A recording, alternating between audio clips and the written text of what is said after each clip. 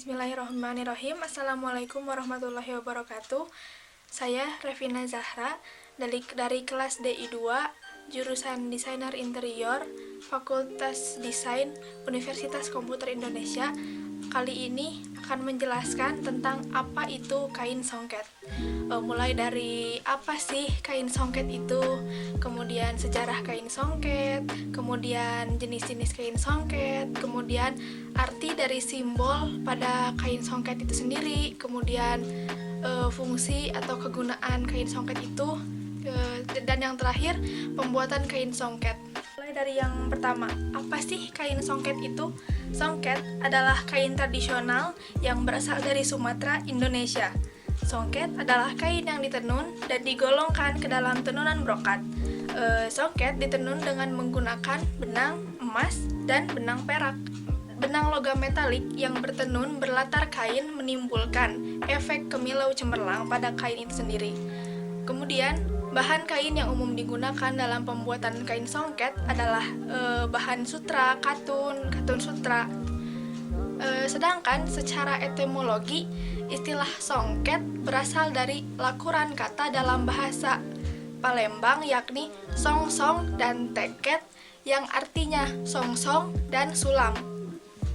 Istilah songket kemudian diserap sebagai sungkit maupun sangkut dalam bahasa Melayu dan bahasa Indonesia, yang berarti mengaitkan, menyunggit, dan mencungkil.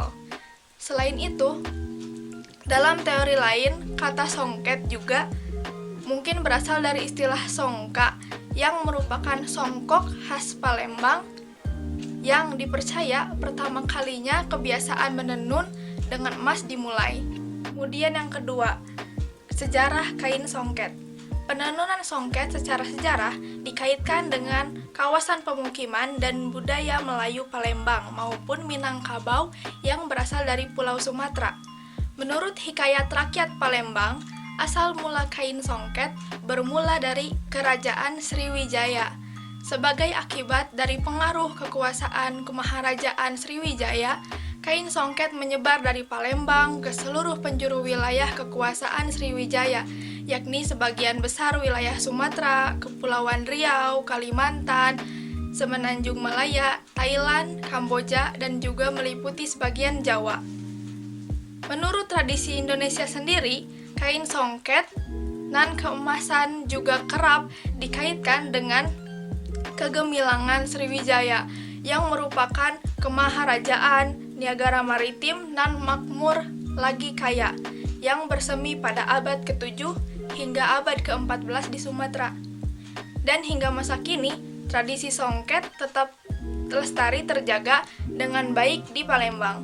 Kemudian adapun yang ketiga, jenis-jenis kain songket, yaitu songket lepus, songket tawur, songket tretes, songket bungo pacik, songket limar, dan songket kombinasi.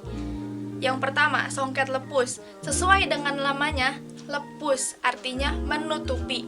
Songket lepus merupakan songket yang hampir keseluruhannya ditutupi oleh motif anyaman dengan benang emas.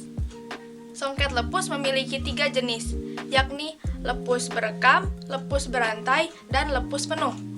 Kemudian yang kedua, songket tawur. Songket tawur memiliki motif yang menyebar dan berbentuk kecil. Motif yang paling banyak digunakan biasanya adalah motif bintang dan motif bunga.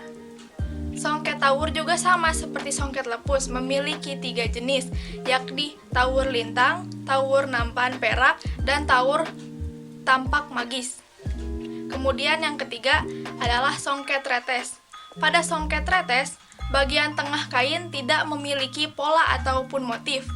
Contohnya seperti tretes mender yang pola atau motifnya hanya berada di sisi pinggir kain. Lanjut yang keempat, songket bungo pacik. Motif pada songket ini didominasi oleh benang kapas putih, sehingga benang emasnya tidak banyak terlihat dan hanya berperan sebagai selingan saja. Kemudian selanjutnya ada songket limar. Teknik pengerjaan pada songket limar berbeda dengan songket lainnya. Songket ini ditenun dengan corak ikat pakan. Corak ini berasal dari jalinan benang pakan yang diikat dan dicelup dengan pewarna. Kemudian yang terakhir, adapun songket kombinasi. Songket kombinasi yakni merupakan perpaduan antara dua jenis songket. Contohnya seperti songket bungo cino, yakni perpaduan antara songket bungo pacik dan songket tawur. Kemudian adapun songket bungo intan yakni perpaduan antara songket bungo pacik dan songket tretes. Contohnya seperti songket yang sudah ada pada baju yang sudah dijual jadi. Lanjut ke yang keempat. Arti dari simbol pada kain songket. Pertama, ada motif bunga mawar. Kedua, bunga tanjung. Ketiga, bunga melati. Keempat, pucuk rebung. Pada motif yang pertama yakni motif bunga mawar. Bunga mawar yang ditemukan pada motif kain songket yang memiliki warna menolak mara bahaya. Yang kedua, motif bunga tanjung. Motif ini melambangkan keramahan seorang sebagai tuan rumah. Selain itu juga menyimbolkan selamat datang kepada tamu. Yang ketiga, motif bunga melati. Motif bunga melati ini melambangkan sopan santun, kesucian, dan keanggunan. Dan biasanya pada zaman dahulu, kain songket dengan motif bunga melati ini sering dipakai oleh para putri raja yang belum menikah. Kemudian yang keempat atau yang terakhir, motif pucuk rebung. Motif ini melambangkan harapan yang baik di masa depan. Harapannya agar sang pemakai bisa selalu beruntung serta diiringi hal baik sepanjang hidupnya. Kemudian, penjelasan yang kelima, fungsi atau kegunaan kain songket. Kain songket pada umumnya dapat digunakan pada saat pertama, upacara adat, kedua, upacara pernikahan, ketiga, menghadiri acara resmi, keempat, peresmian penting negara, kelima, sebagai sepasang pengantin, keenam, acara hitanan, ketujuh, upacara cukur rambut bayi, kedelapan, sebagai handrok atau bawahan busana, kesembilan, sebagai selendang, kesepuluh, sebagai penutup kepala, kesebelas, atau yang terakhir, sebagai kerajinan tas. Kemudian adapun penjelasan yang keenam atau penjelasan yang terakhir, yakni pembuatan kain songket. Adapun dua bagian alat pembuat kain songket, yaitu alat tenun utama yang terbuat dari kayu bambu dan alat penunjang yang mencakup alat penarik benang, pembuat motif, serta alat untuk memasukkan dan mengambil benang.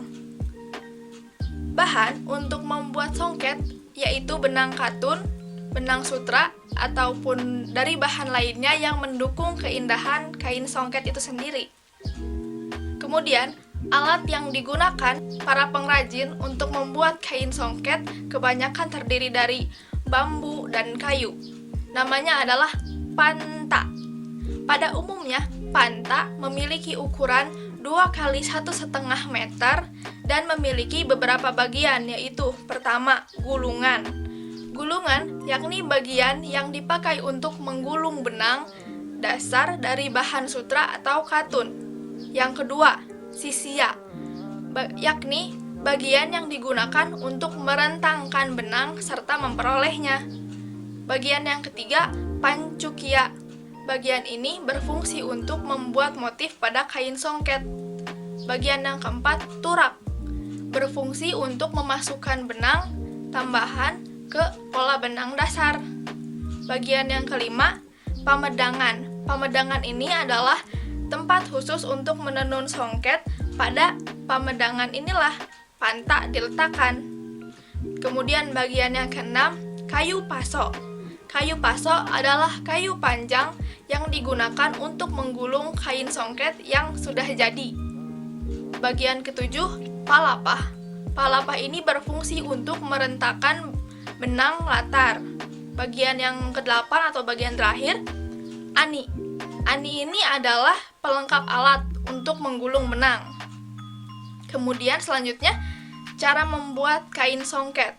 Dimulai dari langkah pertama, yakni mencelup benang dengan warna tekstil yang diinginkan.